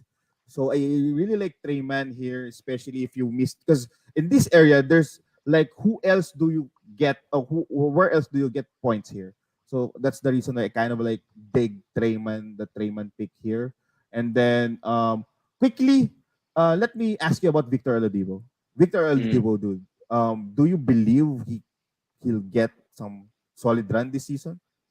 I mean, he played I do. solid Yeah. in the playoffs, right? Yeah, he looked really good in the playoffs. So I think he will get a solid run. So I think when we were just talking about scarcity of points, I think that's a great pick, Victor Oladipo.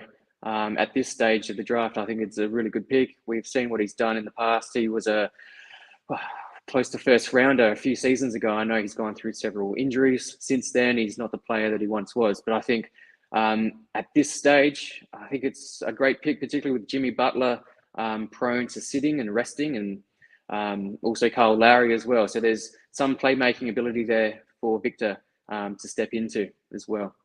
So really good pick there. For sure, for sure. Last two rounds. Wow, we have some Derrick Roses being picked here already. Um, Let me check about these two guys. So I like to talk Mm. about these two guys, Devion Mitchell and Isaac Okoro. These two are kind of possibly initially started playing that as a defensive commodity in the starting lineup, but got dinged this year. Davion Mitchell got dinged by Kevin Herter, and Isaac Okoro got dinged by Caris LeVert. So, Isaac Okoro, on the other hand, he kind of gives us empty stats. But this is the direction I'm trying to go here is in terms of fantasy versus reality, given that in reality, the Cavs definitely need Okoro's defense. I think he's a better defender than Karis LeVert. Maybe they will Mhm. realize that after a couple of weeks. But does that mean that Okoro could actually get more steals or defensive stats, given that now here he'll be more focused on that role? Because in the past he kind of like is in between, like, hey, maybe I can shoot more or score more, but he is not yet giving us consistent steals. Mm. He had an opportunity last season. There was a raft of injuries, and he didn't prove himself.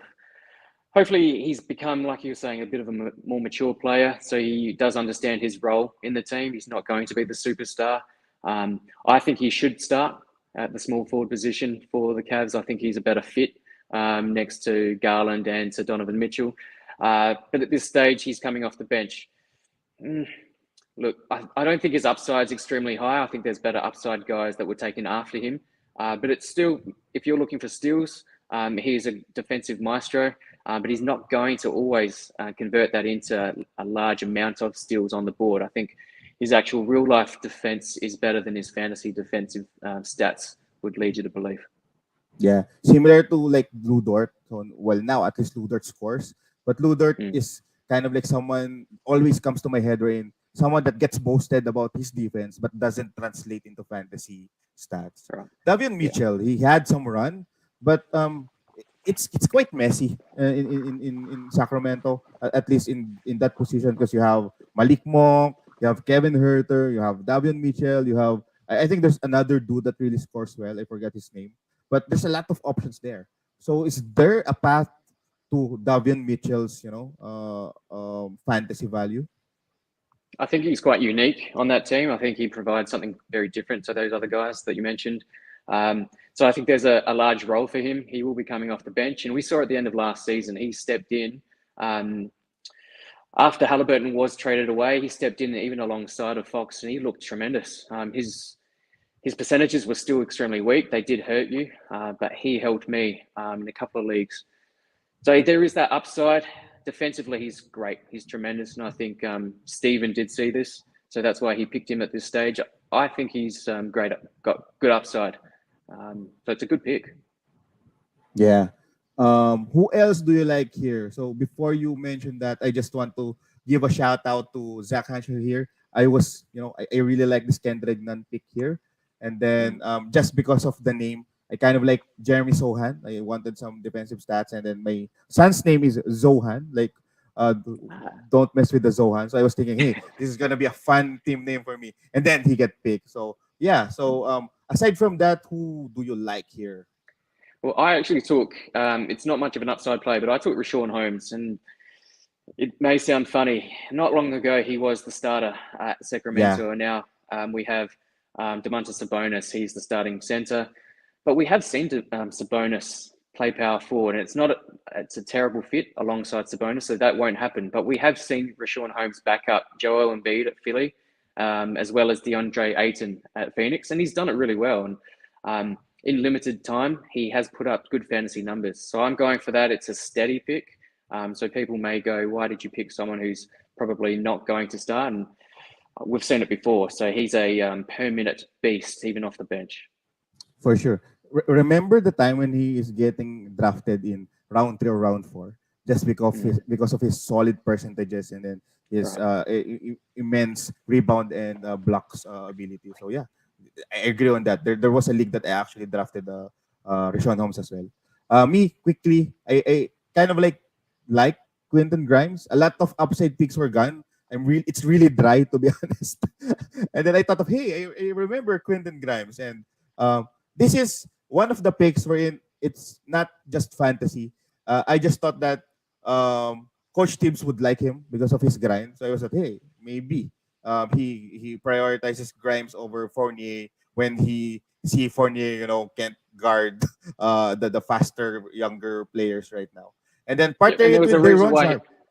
Oh, I Yeah, was go just going to ahead. say about Quentin Grimes. There was a reason why a lot of teams were inquiring about him in potential trades as well. There was talk of him with the Donovan Mitchell trade potentially going to New York as well. So Quentin Grimes, I think, is held in high esteem at New York. So I think it's only a matter of time until he gets that shooting guard role over Fournier. Agree, agree. And then last round. So finally, I had to pick first after all of the rounds. Uh, I needed some big man stats additionally to my team. So I thought of drafting Daron Sharp. I think there are only two solid big men in the Brooklyn Nets. I still have kind of like, I'm still thinking that based on how Brooklyn Nets manages their team, they might ended up picking up old dudes like Dwight Howard, Hassan Whiteside, just because of that's the way they run things. But the fact that they actually are confident with sorry, I was drafting because I saw Franz Wagner and I'm super happy. The fact that Hope you got him. the fact that they're allowing a young gun like Nick Claxton to be playing. I thought of that. Hey, maybe they could appreciate Darren Sharp as well. Maybe I was also swayed by his performance in this preseason Mm, because that's what's a mm. big game. So yeah, is Darren Sharp in your radar at least in deep leagues like this? Yeah, Roy, he was. So you did snipe me because I wanted him in round 12, and so it's somewhat of payback for the Capella pick. I did Yeah, want him, and he had a huge game the other day. But bear in mind that Ben Simmons fouled out in about 12 minutes, I think. And there is talk of Ben Simmons playing a lot of center, small yeah, ball center agree. as well. KD can play quite large as well if they want to go down that direction as well. So Dayron Sharp, he did look good. I think he's solid in round 12 of the 20 teamer. Hence why I was a little bit salty that you got him. But yeah, good pick. Really good pick. Agree, agree. Finally, I got something from you. Who else do we like here? Well, I like the Eric Gordon pick, just because of who else would who else would be playing Oh, well, initially that should kind be of like Tari Eason, right? I was talking about Tari Eason, and hopefully he does overtake Eric Gordon and Jay Sean Tate. And Gordon, I know that he did rest a lot. There was a lot of games that he did rest last season, so I have to be mindful of that with managers that do have Eric Gordon on their team. yeah. I just think he'll be superb in the first 2 weeks and then Mm, rest. Because Eric Gordon is like a black hole, bro. When he touches the ball, he only sees the ring. That right. is usually his mentality. But yeah, I agree on that. And another thing is John Concha. I think this is a kind of undervalued pick here. People are saying Memphis are a solid team. I agree. People are saying they have a good bench. I agree. But if you check, they have limited rotation. They have a lot of good role players, but the rotation or the minutes in chunks are limited. And I think John Conchar is already in that rotation even when there was the Anthony Melton and Kyle Anderson, right?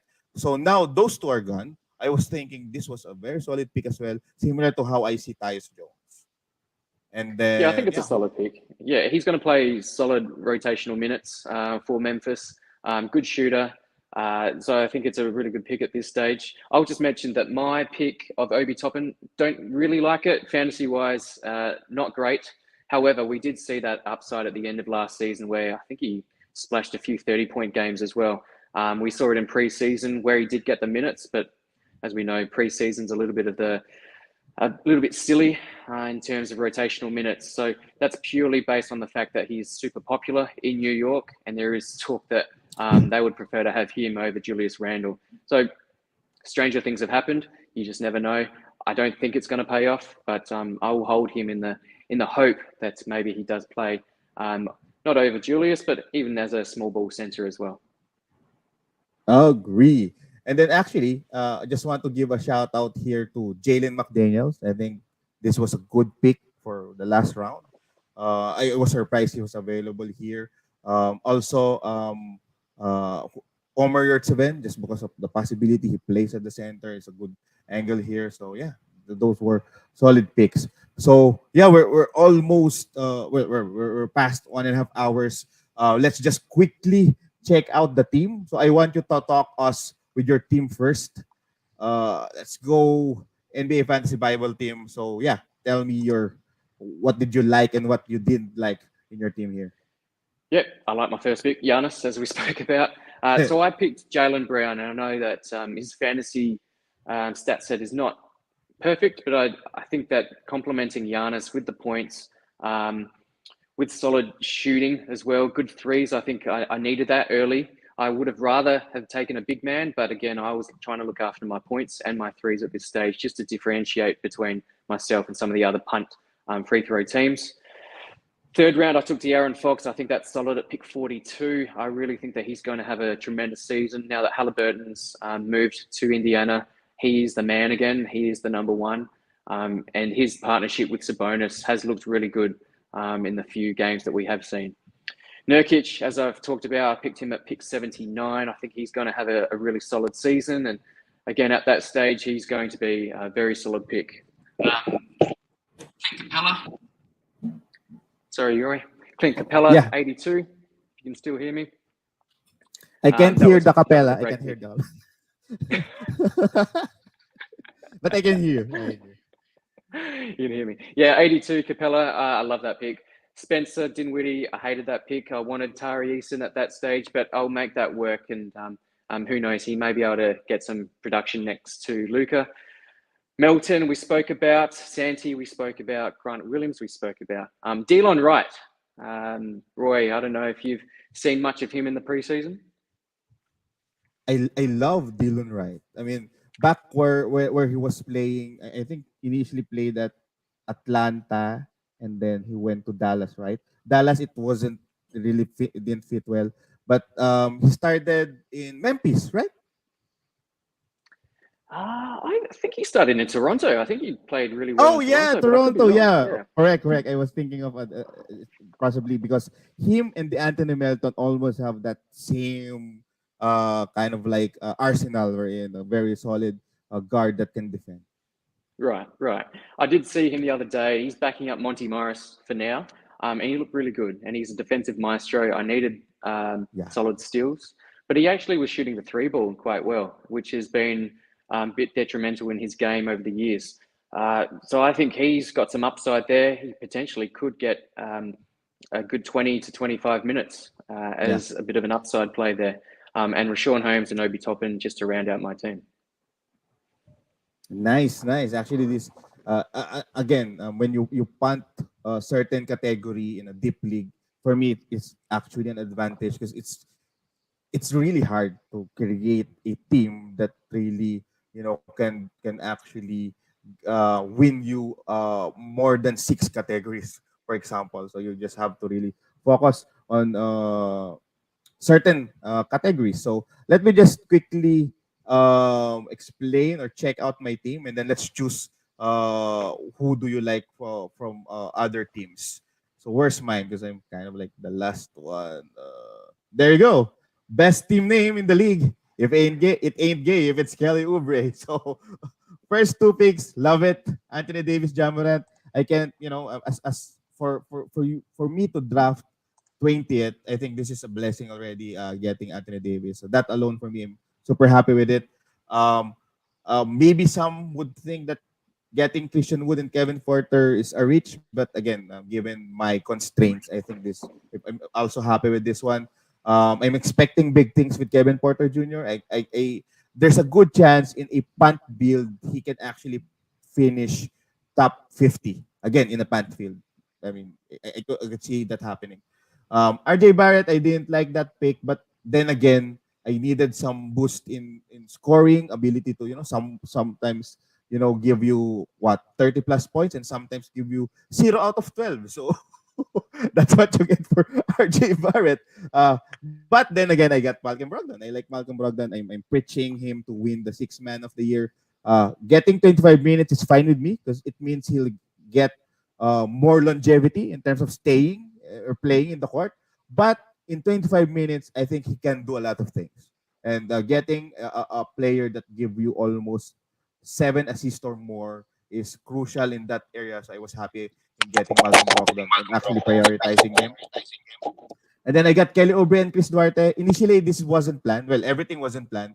But I thought of getting a big man in 7 and 8.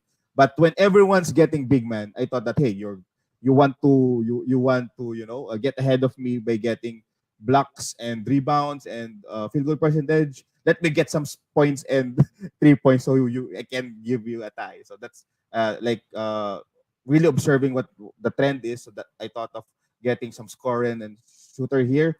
And then Tyce Jones is a must draft for me. Like what I mentioned earlier. I was praying to get him, and I was happy to get Tyce Jones here. And then the last three picks is more of like really filling in the necessities here. I thought of that. It was a blessing getting Anthony Davis in the first round because I had the luxury to not really have a hard time in drafting big. So I drafted Mason Plumlee late in the round, and then last pick is a big as well. So feeling good for a 20th pick. I think it was nice. I really like it. I really actually love it with best team name in the league here. And then uh, someone that I like. So let me go first. I really like AJ Ong's team, the Marvelous team. So you have here James Harden, Terry Rozier, Kristaps Porzingis, D'Angelo Russell, Laurie Markkinen. I think the first couple of picks here is very strong. You have here multi-cats. You have scoring, assist, free throws, had rebounding here with blocks, um, upside picks with Okongwu and Hartenstein here. So very nice. I mentioned earlier how I love Caleb Martin. And then it's a very strong core. I do believe it's going to be hard for me to win when I'm going to face AJ Ong's team. How about you, bro? Which team do you like? Yeah, that's a strong team. I think that's quite a balanced team as well. So that was the predicament before the draft. Do you go balanced? Do you go for the full punt with similar teams doing something similar? Yeah, it's a really strong team. It's super competitive. So it's hard to really pinpoint who's the favourite to take this out. There's a lot of action to happen.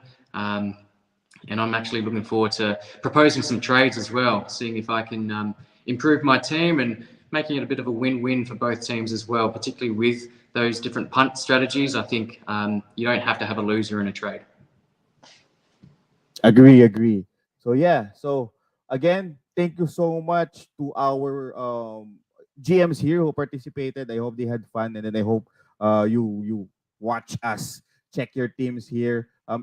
For me, to be honest, it's kind of like I like AJ Ong's team, but it doesn't mean everyone's team isn't like good. To be honest, it's kind of like fair. I think the draft was actually kind of like balanced, just because everyone's are getting sniped, and then everyone got some upside picks on their back of their pocket. So it was a pretty nice draft. There aren't any teams that you could say that, hey, this is a clear cut winner. So that's gonna be fun for us. So we'll be giving you updates. So every week we'll give enough time. Me and DMAC will give enough time for me to revisit that. Hey, what happened to the matchups? What happened to the trades and all for this specific league? So it's going to be fun, bro. Any last few words before we start the season? It's just a few days away. 2 days away. Cannot wait. That's all my drafts done. How about you? You're still currently finishing one up. Yeah, so we're in what? Let me just quickly review it. We're in 1, 2, 3, 4, 5, 6, 7 round now. See, these are my players. I'm picking number 16. I'm loving it. I think I'm killing it because I got Lamelo Ball and then Kyrie Irving, followed by Zach Lavine and Franz Wagner. I think that's a very solid four guys. And then just picked Jalen Bronson and Jalen Smith. So I love that. I don't have a lot of bigs yet, but I mean backcourt with Lamelo Ball, Kyrie Irving, Jalen Bronson. That I think that's strong. And then wings with Zach Lavine and Wagner. I think this team is up for a very ass kicking team at the end. That's a good team. But And don't forget, you could get Capella later in the he gets draft. sniped. He gets sniped again. And I just checked my teams, and unfortunately, I don't have any Capellas in my team yet. I still have a draft tomorrow. So to the teams that I'll be playing with tomorrow, I'm getting Capella by hook or by crook. So I need to get some Capellas because he actually kind of like fell too far in this update. And then it bumped me that everyone is still monitoring him. You guys, especially you, DMAC, aren't looking at the Yahoo update. You just, hey, I know Capella is good. I was thinking that, hey, maybe psychologically they thinking, oh, where's Capella? It's far. So I could snipe it. I was trying to reach for him like 1 or 2 rounds, but then again, people are rich. The rich, so people are richer. So yeah. Anyways, bro. Last couple of words. Um, Mo, who is your favorite fantasy player? Top three fantasy player this season. Oh, what a question. Um, can I can I say Wemby already? No, I won't say Wemby. So obviously it's Jokic. Consensus unanimous number one. Um, if we're looking for all-round performance, I think KD's in for a huge year. Now I know that I took Giannis at number 2, but I think for overall value and also a little bit of fun to watch, I think KD is going to be outstanding. And I was really looking forward to LaMelo having a huge year, and I think that still may happen. So if I can't say LaMelo, I'll say Tyrese Halliburton. So going at pick 6 in this draft, can't wait to see how that pans out. What about yourself? So I won't be picking the players that you already named. So one that I'm super excited. Number one is Zion Williamson. I'm super excited if this is the year that we see a pick Zion Williamson, a healthy Zion Williamson. So I'm super hyped with that. Another name that I kind of like want to check is this is kind of like two in one. Three in one. I would love to see those three top rookies fight each other. To really, Jabari Smith. You have there Keegan Murray, Paulo Banquero, and pinch in Benedict Maturin. I love those rookies there. And then lastly, I'm looking at the old dudes. I'm looking at LeBron James, Kawhi Leonard, CP3, those type of dudes. I'm thinking, hey, Jimmy Butler as well. If this is the year that they won't, show the league that they still got it, I'm next year. This is kind of like a preview, maybe. Next year, I don't think they would have the same energy or the same ability to provide us those value. I might be wrong. Every year, CP3 and LeBron always proves me wrong. But yeah, I'm closely monitoring those old dudes. Not to mention Kyrie Irving as well. Yeah, Going pick 7. me as well. Yeah. That's going to be Almost interesting. every player is super excited. We're all hype. We're all hype. Yeah. So, bro, thank you so much again for dropping by for our weekend grind. Can you Absolute invite pleasure. him where would our co-Filipinos and other followers could find you? Find me on Twitter, NBA Fantasy Bible. Still pretty active on that. At some stage, I will get more active and have my own videos, and have yourself, Roy, on my own channel on YouTube. So we'll get that up and running. But yeah, Twitter, NBA Fantasy Bible. Give us a follow. Thanks, guys. Thank you, Roy. Yeah, and before we end, guys, everyone that is watching, by the way, let me just quickly shout out people that are commenting right now. So we have here CC, CDM. So hope everything goes well. Yes, bro. Everything is going well. You have here, there's a lot of comment. Chupat, Pat Mamba, NXT Level Fantasy, AU. So AU represent Phil, AU here representing Glenn Cabrera here, saying Mitchell at Cleveland. What's your thought that he can give this season? Yeah, we're kind of like down with Donovan Mitchell. I personally am down with Donovan Mitchell. There's a good chance that instead of Darius Garland stepping back, maybe it's Donovan Mitchell just because of what he brings. And to be honest, I could see the argument wherein some people are saying that, hey, Colin Sexton and Donovan Mitchell is kind of like the same. So to be honest, I'm seeing that. I'm actually seeing that. Do you see that as well, bro? I don't see them. I think Sexton's game is not really the same as Donovan Mitchell. I think Mitchell's threes are elite. I think Mitchell will take a step back, though. I agree with you in that sense. I could see him falling into the 40s by the end of the season rather than, I think, in the 20s, which he was last season. So there is going to be a bit of a step back for Donovan Mitchell. Garland, I think, will be impacted less, but still will be impacted with slightly less ball handling and assists as well. There you go. There you go. Jack Sunga here mentioned that is actually saying that he would have picked Trey on in the 12th when he saw our draft. And then Joniel Suezo earlier, he was saying that while that Hali got picked 6, Jamar saying that Kyrie was picked high as well. And then he's one of the part of the league that I'm writing right now. He was, teasing that, hey, just focus on my live so I won't be focused in our draft. So shout out to John Well says, this league is the Champions League, wherein in the FBBH leagues, I gather all the champions per league. Then I combine them. And then whoever wins that, I put them in our league, in the Mt.Rushmore. Nice. So that's why it's more prestige and it's more fun because you're actually looking up to something. So we could tie up in creating more leagues like that, bro. So yeah, thank you so much again. This episode is brought to you by Secretong Parisan sa San Lorenzo Road. We tried doing it 24 hours. I haven't really slept. I just slept 3 hours earlier. So I'm happy that I'm still hyped. Maybe this is the last up of energy that I have. So thank you for bearing with me. Thank you, Dimac, for with me. Like what Dimac mentioned, you can follow him at NBA Fantasy Bible, one of the best new NBA fantasy analysts that you have here. That's the reason why we're now doing this together because we kind of like share the same energy as you can see. You can also see NBA Fantasy Bible soon in YouTube, like what Dimac mentioned, possibly next week.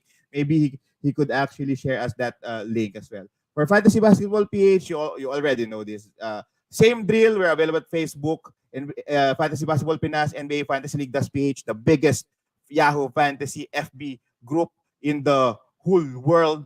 YouTube and Spotify, Fantasy Basketball PH, Twitter handle, NBA Fantasy Papi, and Kumu, Papi Roy. By the way, I'll be posting. Sorry, I late for me to post that. Oh, couple of seconds. I'm actually drafting. Oh no, who did I pick? oh, give me a couple of seconds, guys. I need some bigs. Don't take RJ Barrett. That's all I can say, Roy. Don't take RJ Barrett. Okay. Oh, is this, do I pick do I pick Hartenstein? I don't have bigs yet, so I kind of like pick Claxton to partner with Smith. I have an option or opportunity to pick Okongwu or Hartenstein, but I also see Clark and Brogdon. But I already have guards like Kyrie, Bronson, Lamelo. Do I go hard and get Brogdon lacking those assists? Or do I go either of these bigs, Okongwu or Hartenstein? Because I don't think they'll be available next. Whew. What do you think, bro? Help me out. Back Do I your guy. go- Back your guy. Back to my guy. Okay. I'll follow you on this one. Let's go. 6 man of the year. Anyway, that's it for me, guys. The ones that I'm playing with, you could have got me there. I was focusing on the live. I could have been auto pick, but hey, thank you so much, everyone. Thank you, DMAC. This has been always good. Lastly, think of our title, bro. Everyone, we haven't really find the title. We kind of like just used weekend grind with DMAC and Papi Roy, but give us a title. Two Filipinos hanging out, fantasy lovers. We'll appreciate that. Anyways, have a happy weekend. Thank you so much, Diwak. We went beyond time. 2 hours, bro. We had fun. But We next did. week, we're possibly like 30 minutes or 1 hour is the safe spot. But thanks, everyone. Thanks, Diwak. This has been your Fantasy Papi Papi Roy. Happy weekend. Welcome, Happy weekend. NBA. Let's go. Clean Let's do it. Capella. You suck. Bye, everyone.